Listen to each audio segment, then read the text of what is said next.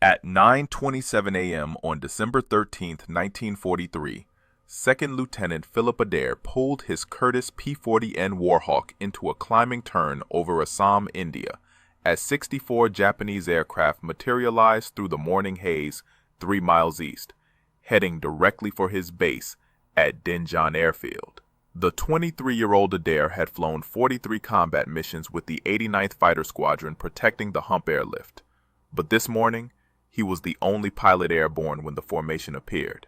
In the previous 8 weeks, Japanese raids on Allied airfields throughout northeast India had destroyed 47 transport aircraft on the ground and killed 112 personnel. His P-40, nicknamed Lulubelle and marked with the number 44, carried 6 50-caliber Browning machine guns and enough ammunition for approximately 12 seconds of sustained fire. The enemy formation consisted of 24 Mitsubishi Ki-21 Sally bombers, escorted by approximately 40 Nakajima Ki-43 Oscar fighters, arranged in layers above and below the bomber stream. Intelligence reports indicated that similar-sized raids in Burma had achieved 90% hit rates on undefended airfields.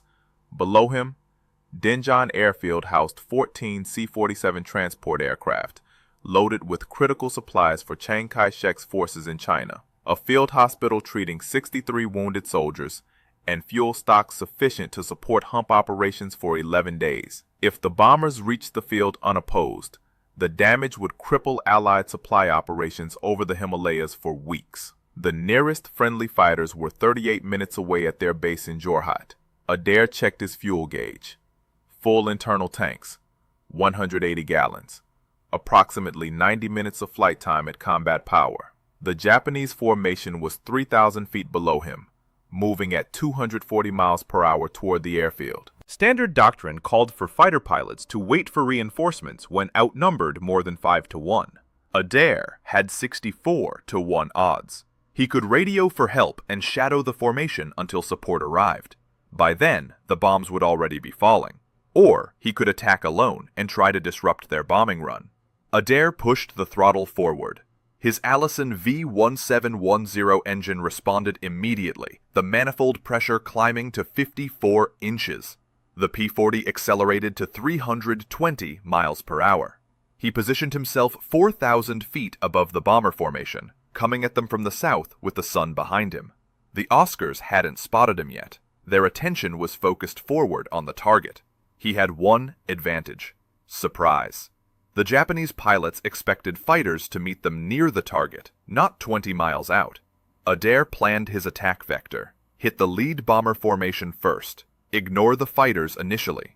Break their bombing accuracy. Make them scatter. Force them to abort the run. Can one P-40 disrupt 64 Japanese aircraft?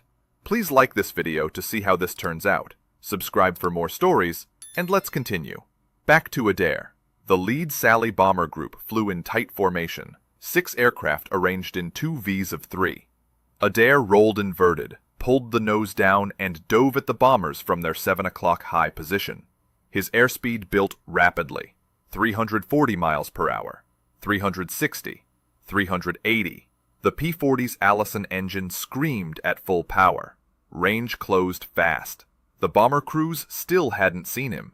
At 800 yards, he opened fire. His 650s hammered, tracers arcing toward the lead bomber.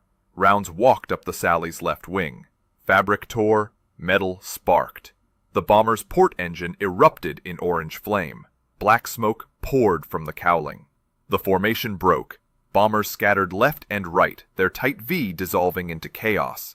Adair pulled up hard, 7 Gs crushing him into a seat, and rolled right. 40 Oscar fighters were diving toward him. The Nakajima Ki-43 Oscar was one of the most maneuverable fighters in the Pacific Theater.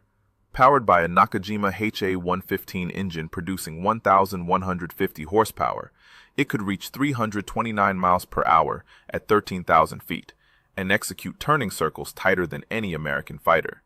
The Oscar's butterfly combat flaps allowed it to bleed speed rapidly in turns without stalling. Japanese pilots exploited this advantage ruthlessly. In the previous 6 months, Oscars had shot down 63 Allied fighters over Burma and northeast India. Adair's P-40N was faster in a straight line, but couldn't match the Oscar's turn rate. The Warhawk's Allison V1710-81 engine generated 1,240 horsepower at 3,000 RPM, giving the aircraft a maximum speed of 378 miles per hour below 12,000 feet. But in a sustained turning fight, the heavier American fighter would lose energy faster than the lightweight Japanese aircraft. Standard P-40 tactics against Oscars were simple. Never turn with them. Use speed. Hit and run. Extend away. Reset. Adair couldn't extend away. If he fled, the bombers would reform and complete their attack run on Dinjan. He had to keep pressure on the formation. Keep them scattered. Keep them nervous. Even if it meant fighting 40 Oscars alone. The first 4 Oscars came at him in a loose finger 4 formation from his 10 o'clock high. Adair rolled left, pulled the nose up, and fired a 2-second burst at the lead fighter. 50 caliber rounds missed high. The Oscar broke right. Its wingman followed. Adair reversed, diving away to maintain speed. 2 more Oscars dove from above. He saw them at 400 yards, pulled into a climbing left turn, fired again. No hits. His ammunition counter showed 800 rounds remaining across all 6 guns, approximately 6 more attacks at his current rate of fire. Behind the fighter screen, the Sally bombers were attempting to reform. 3 groups of 6 aircraft each were closing back into formation. If they achieved their bombing V again, they would press the attack. Adair had perhaps 90 seconds before they reached their release point over Dinjan. He rolled out, shoved the throttle to the stop, and dove toward the bombers again. 8 Oscars followed him down. The P-40 accelerated to 405 miles per hour in the dive. The Oscars couldn't match that speed. Adair opened the gap, pulled out at bomber altitude, and lined up on the right-hand Sally formation. Range 300 yards. He fired. Tracers converged on the lead bomber's right engine. The Mitsubishi HA-101 radial engine exploded in a fireball. The bomber rolled right, streaming fire and debris. Its wingman broke formation to avoid collision. Adair kicked rudder, skidded left, fired at another Sally. His rounds punched through the bomber's thin fuselage skin. The Ki-21 had no armor protection for the crew, no self-sealing fuel tanks. Designed in 1936, it was obsolete by 1943 standards. But it could still carry 2,205 pounds of bombs, enough to destroy everything on Dinjan Airfield. The Oscar fighters were closing again, 12 of them this time. Adair's fuel gauge showed 162 gallons remaining. His ammunition counter read 650 rounds. The bombers were 19 miles from Dinjan. He had perhaps 4 minutes before they reached drop range. Then his engine started overheating. The Allison V1710-81 was a liquid-cooled engine. Coolant circulated through passages in the cylinder heads and block, absorbing heat from combustion, then flowed through a radiator mounted beneath the fuselage. At combat power settings above 50 inches of manifold pressure, the engine generated extreme temperatures. The coolant system was designed to handle sustained operation at those settings for approximately 20 minutes. Adair had been running at full power for 11 minutes. His coolant temperature gauge showed 230 degrees Fahrenheit. Normal operating temperature was 210. At 250, the engine would begin to fail. He had 3 options: reduce power to let the engine cool, abandon the attack and return to base, or continue fighting and risk engine failure over hostile territory. The Sally bombers were 17 miles from Dinjan, still within bombing range, still a threat. Adair kept the throttle forward. 2 Oscars came at him head-on. Closing speed exceeded 600 miles per hour.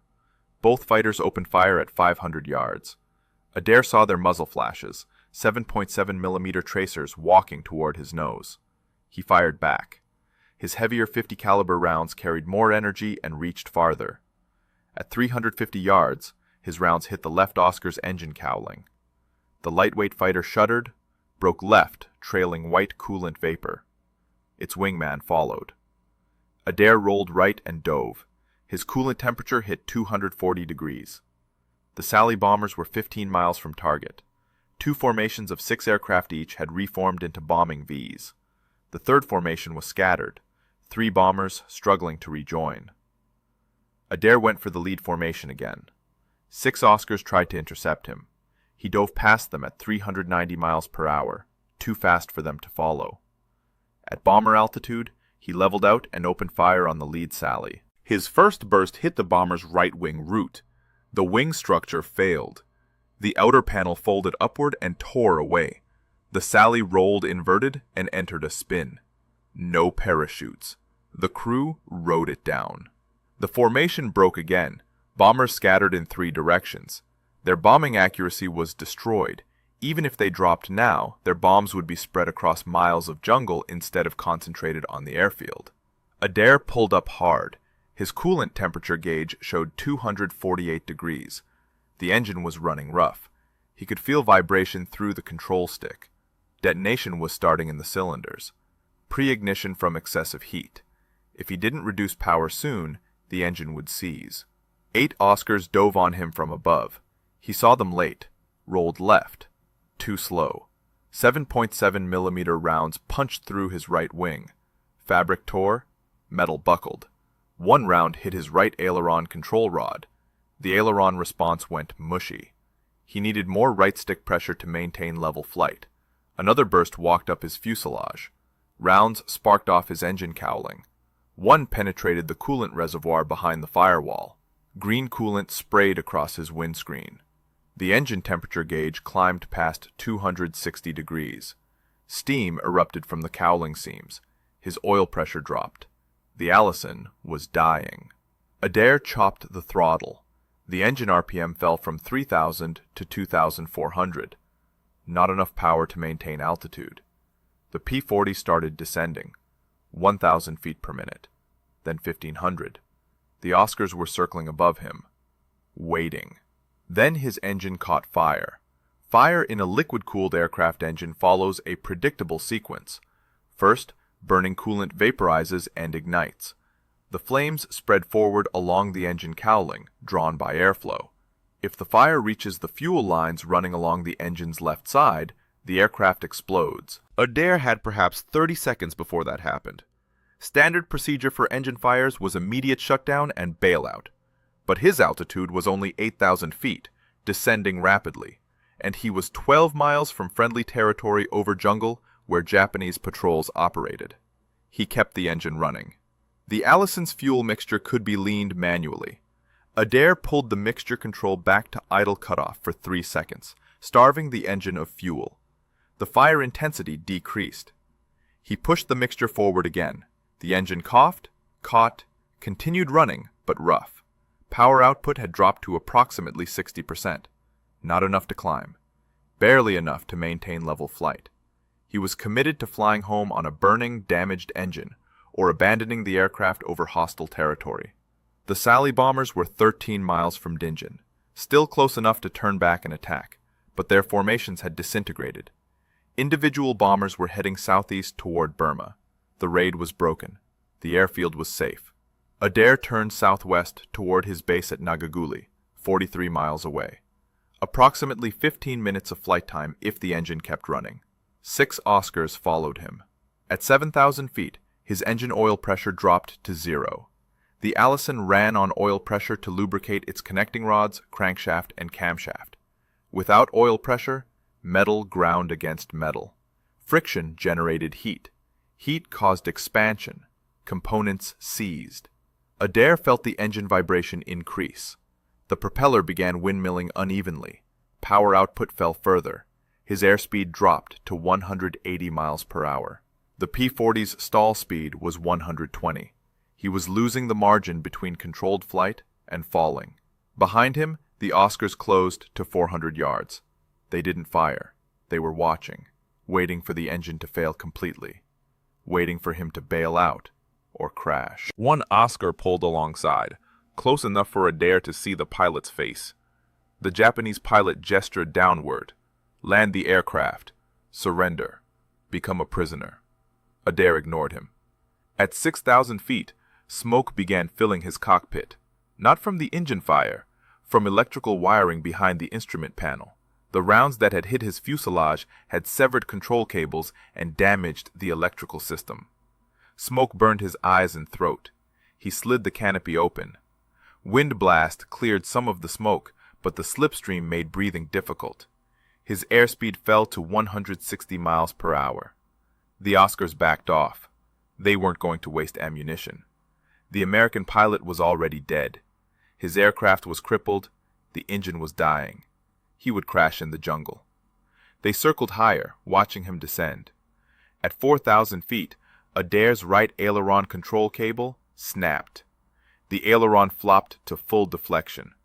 The P-40 rolled right, and the nose dropped into a dive. He hauled back on the control stick with both hands. Nothing. The elevator cables were damaged. He had no pitch control. The nose stayed down.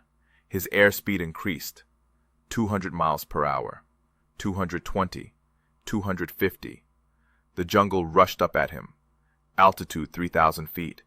2,500. 2,000. He was going to crash. Then he had an idea. The P-40's damaged aileron was forcing the right wing down. The broken elevator cables left the horizontal stabilizer in a nose-down position. Gravity and aerodynamic forces were pulling the aircraft into an uncontrolled dive.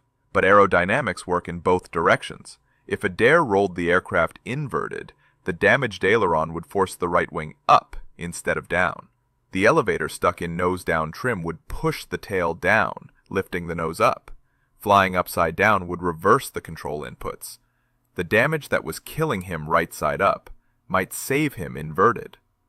At 1,800 feet above the jungle, Adair rolled the P-40 completely inverted.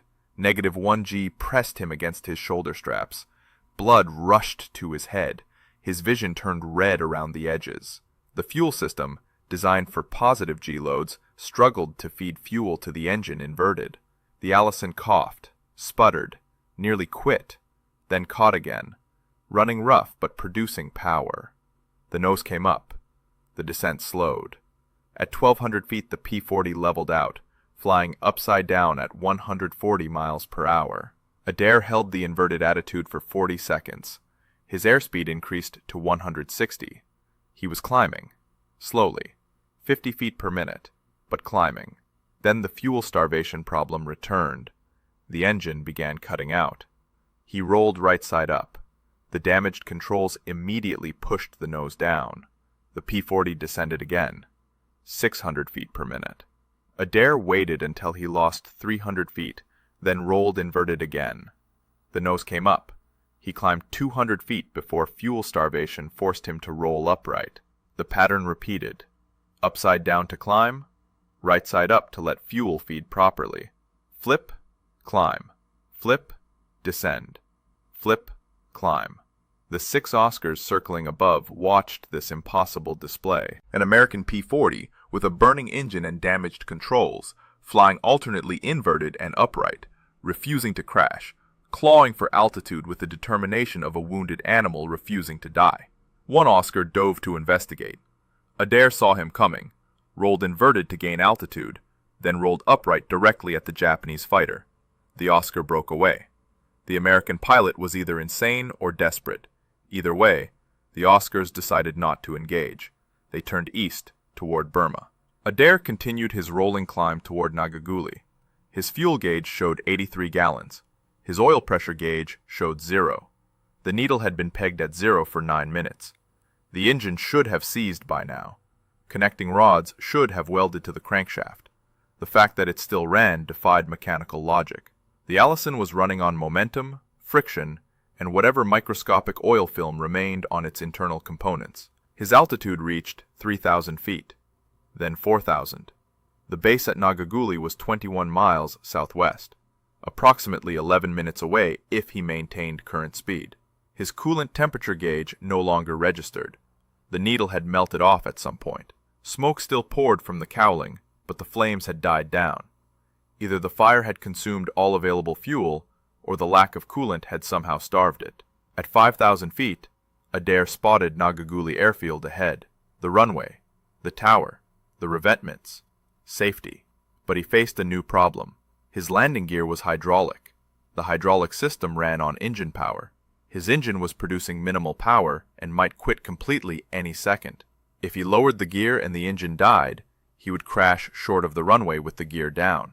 If he kept the gear up and tried a belly landing, The impact might rupture his remaining fuel tanks and the aircraft would burn. He needed the gear down and locked before the engine failed. He reached for the gear lever. His right hand was shaking. Not from fear. From carbon monoxide poisoning. The cockpit smoke had been accumulating for 14 minutes. He pulled the gear lever down. Nothing happened. The P-40's hydraulic system operated at 1,000 pounds per square inch. Hydraulic fluid, pressurized by an engine-driven pump, flowed through steel lines to actuators that extended and retracted the landing gear.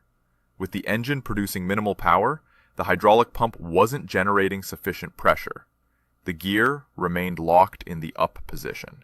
The P-40 had a backup system, a manual hand pump mounted on the left side of the cockpit. 28 strokes of the pump handle would manually pressurize the hydraulic system enough to lower the gear. Adair grabbed the pump handle with his left hand, keeping his right hand on the control stick. He pumped. 1, 2, 3. Nothing. The gear stayed up. The hand pump required both hands for effective operation, but releasing the stick meant losing aircraft control. His damaged ailerons and elevator would immediately push the nose down. He reached behind his seat and pulled his lap belt loose, wrapped it around the control stick, looped it through the seat frame, pulled it tight. The makeshift rig held the stick in approximate neutral position, not perfect control, but enough to keep the aircraft flying straight. He grabbed the hand pump with both hands and pumped hard. 5 strokes. 10. 15. At stroke 23, he felt resistance, hydraulic pressure building. At stroke 28, he heard a thunk from beneath the cockpit.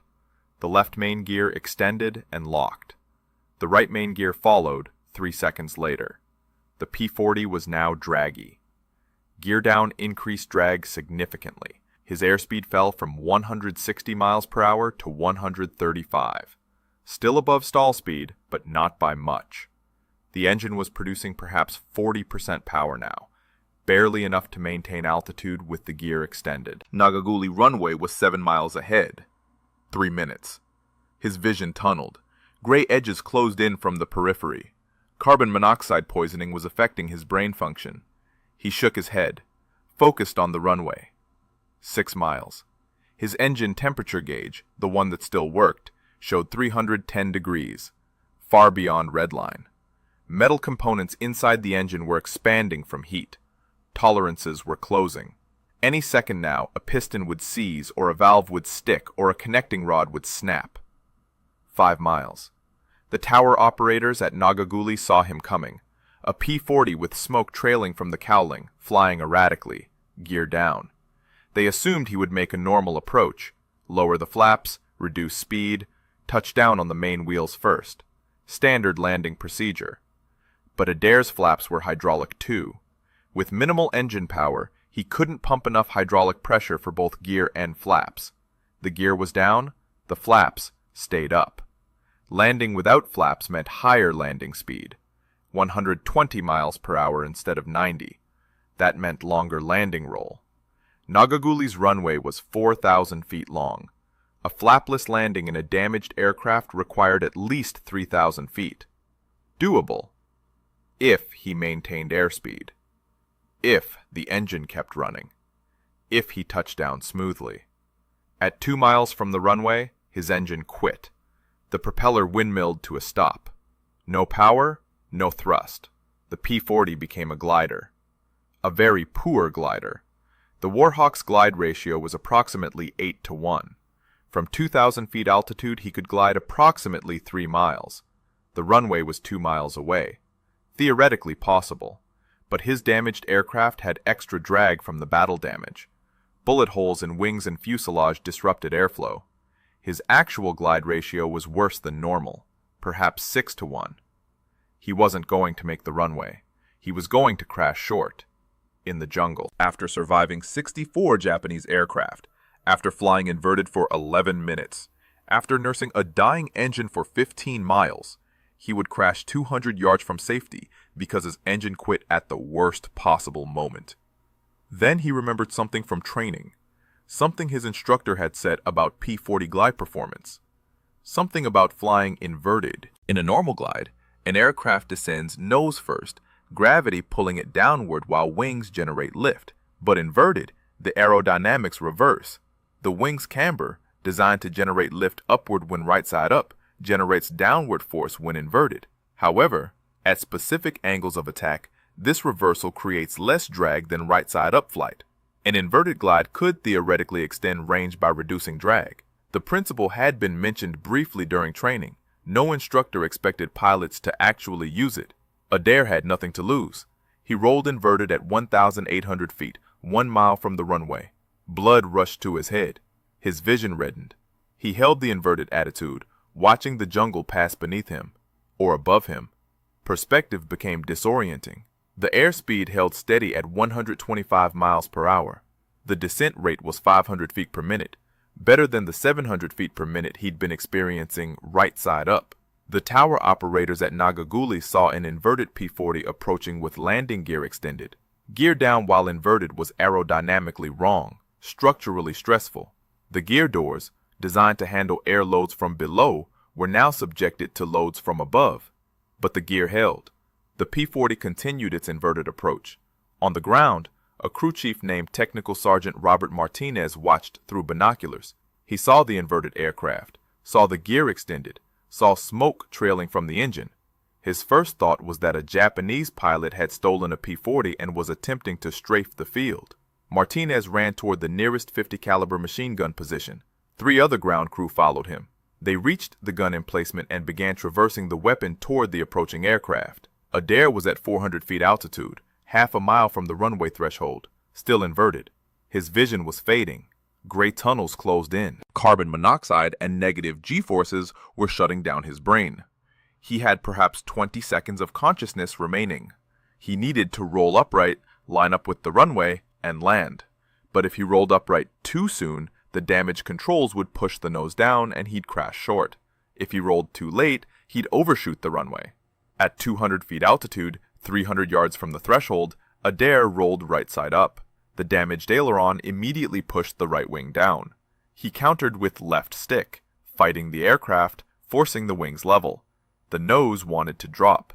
He pulled back on the stick. The broken elevator cables gave him partial control. Not much, just enough. The P-40 descended toward the runway at a steep angle, nose high, wings wobbling. Martinez's gun crew tracked the aircraft. The P-40 was definitely damaged. Smoke poured from it. It might be friendly. It might be enemy. In 3 seconds, the aircraft would cross the runway threshold. Martinez had to decide, shoot or hold fire. He held fire. Adair crossed the threshold at 90 feet, descending rapidly. Too fast, too steep. The P-40 dropped the last 90 feet in 4 seconds. The main wheels hit the concrete runway hard. 7G impact. The gear struts compressed fully. The tail wheel slammed down. Metal shrieked. The right main gear collapsed. The right wing dropped. The wingtip hit the runway and dug in. The aircraft ground looped right, spinning 180 degrees, throwing up sparks and concrete fragments. It skidded backward for 200 feet and stopped. Smoke billowed from the engine compartment. Fire crews raced toward the aircraft. Adair sat motionless in the cockpit for 12 seconds. Then he released his shoulder straps, stood up, and climbed out onto the wing. His legs buckled. He caught himself on the wing root. Ground crew reached him and helped him down.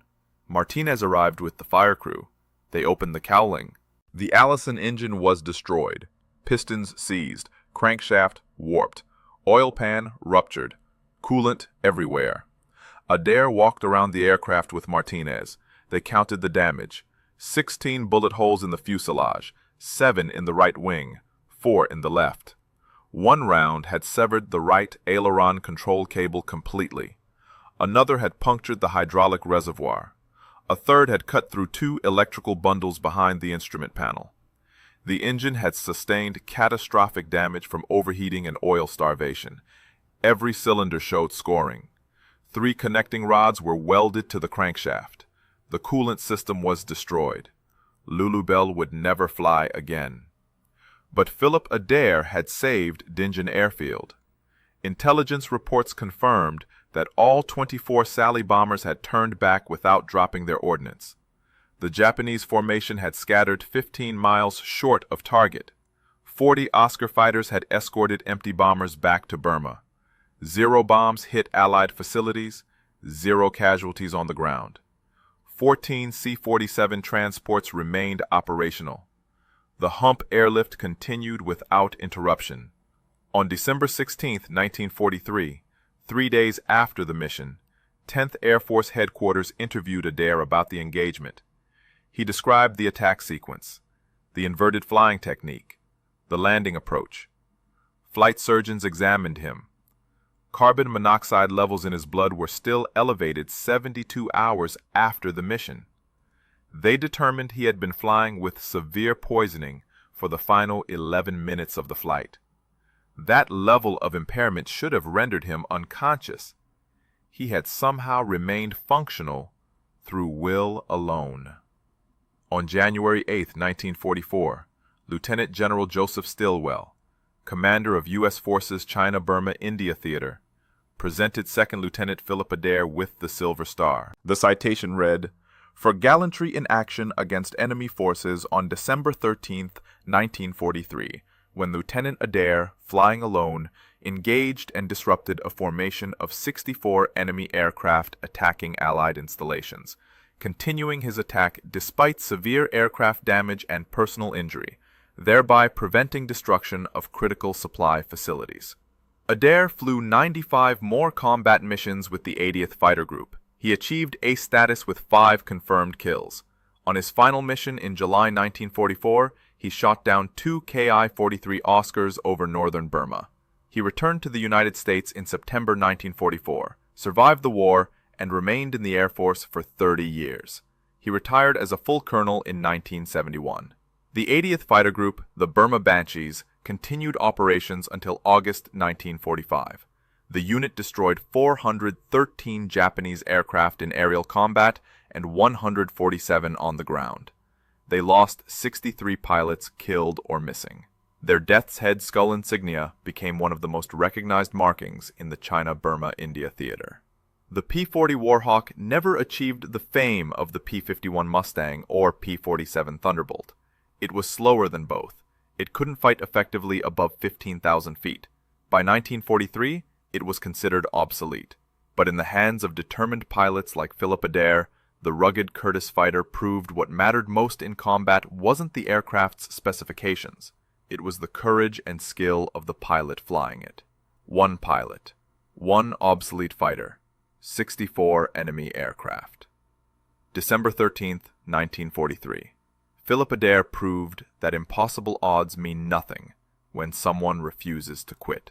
His solution to damaged controls, flying alternately inverted and upright for 11 minutes, defied every standard flying procedure. His inverted landing approach with gear extended had never been attempted before and was never repeated. That's the story of the Burma Banshees and the day one P-40 pilot disrupted an entire Japanese raid. If stories like this remind you why we preserve history, hit that like button, subscribe for more forgotten heroes, and turn on that notification bell so you never miss these stories. Drop a comment and tell us where you're watching from and whether anyone in your family served in the CBI theater. Thanks for watching. We'll see you in the next video.